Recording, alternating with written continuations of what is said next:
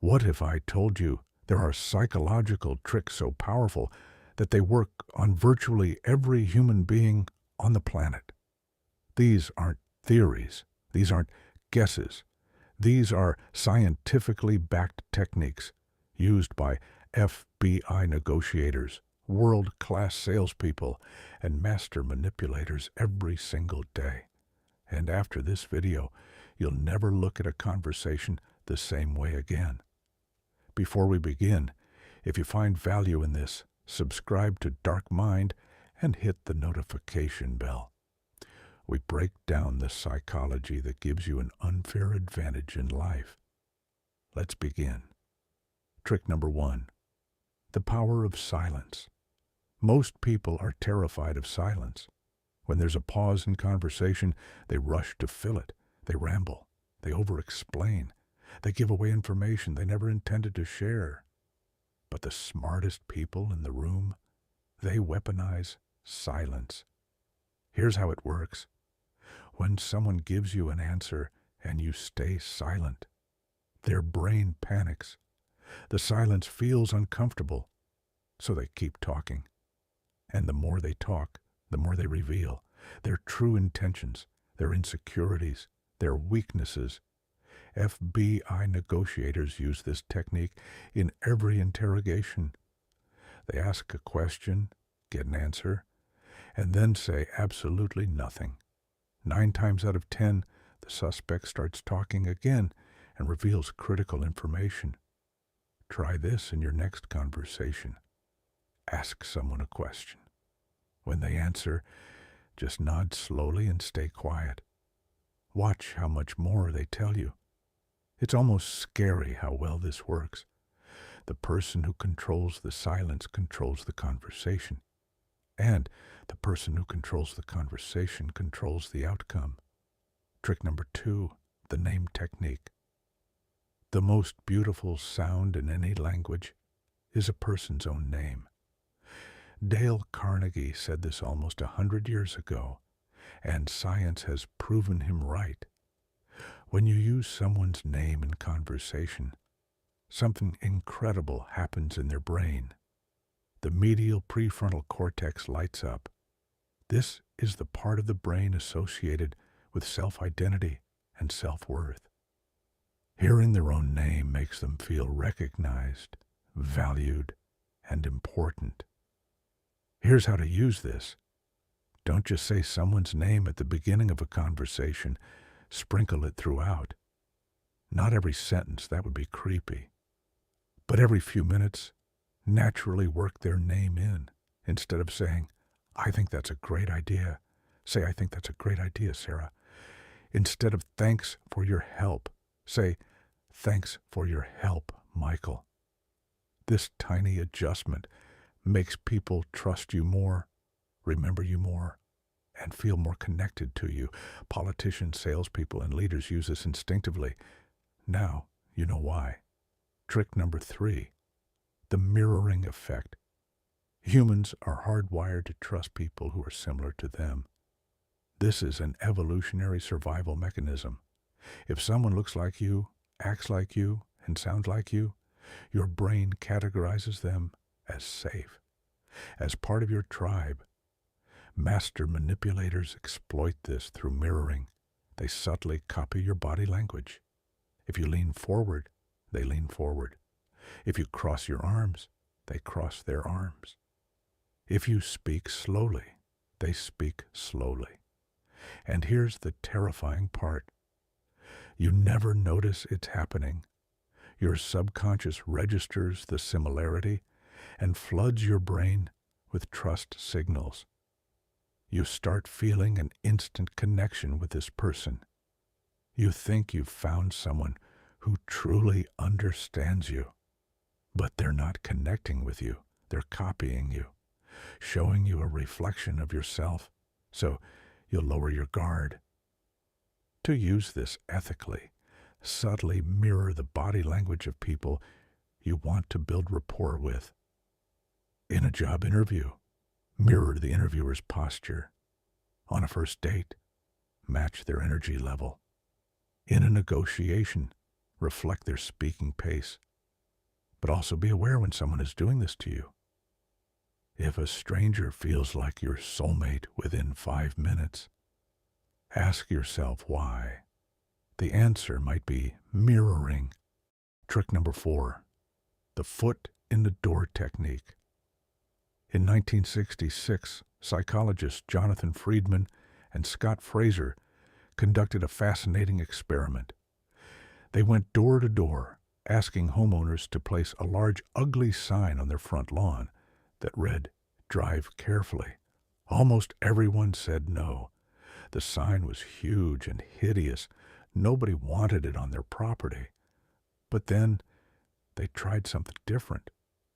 2 weeks earlier, a different researcher had visited the same neighborhood and asked homeowners to place a tiny 3-inch sign in their window that read, "Be a safe driver." Almost everyone agreed. It was such a small request. Why not? When the researchers came back 2 weeks later with a large, ugly lawn sign, something remarkable happened. 76% of the people who had agreed to the small sign now agreed to the large one, compared to only 20% who hadn't been asked before. This is the foot in the door technique. Get someone to agree to something small first. Once they've said yes once, they're dramatically more likely to say yes to bigger requests later. Their brain creates a self-image. I'm the kind of person who supports safe driving. I'm the kind of person who helps this person. And to stay consistent with that self-image, they keep saying yes. Want a raise? Don't ask for a raise directly. First, ask your boss for a small thing, a slightly adjusted schedule, a minor responsibility change. Get them into the habit of saying yes to you. Then ask for the raise. Want someone to do you a big favor? Start with a tiny one. Can you hold this for a second? Can you pass me that? Can you look at this real quick? Each yes builds momentum toward the bigger ask. Trick number 5, the door in the face technique. This is the reverse of the foot in the door, and it's equally powerful. Start by asking for something outrageously large, something you know they'll say no to. Then follow up with your real request, which seems tiny by comparison. A classic example. A teenager asks their parents, "Can I go on a 2-week road trip across the country with my friends?" The parents say absolutely not. Then the teenager says, "Okay, can I at least go to the movies on Saturday night?" The parents, feeling guilty about saying no to the first request and relieved that the second request is so much smaller, say sure. The teenager never wanted the road trip. They always wanted the movie night. But by starting with the extreme request, they made the real request feel like a compromise. Salespeople use this constantly. They show you the most expensive option first. You say, "No, that's too much." Then they show you a moderately priced option. Suddenly it feels like a bargain, even though it's exactly what they wanted to sell you all along. Trick number 6, the Benjamin Franklin effect. This one is counterintuitive and almost magical. If you want someone to like you, don't do them a favor. Ask them to do you a favor. Benjamin Franklin himself discovered this. He had a political rival who didn't like him. Instead of trying to win the man over with kindness, Franklin asked to borrow a rare book from the man's library. The man agreed. After Franklin returned the book with a thank you note, something shifted. The man who had been cold and hostile became warm and friendly. They were friends for the rest of their lives. Why does this work? Because of cognitive dissonance. When someone does you a favor, their brain needs to justify the action. Why did I help this person? I must like them. Otherwise, why would I have helped? Their brain literally rewrites the narrative to make the favor make sense.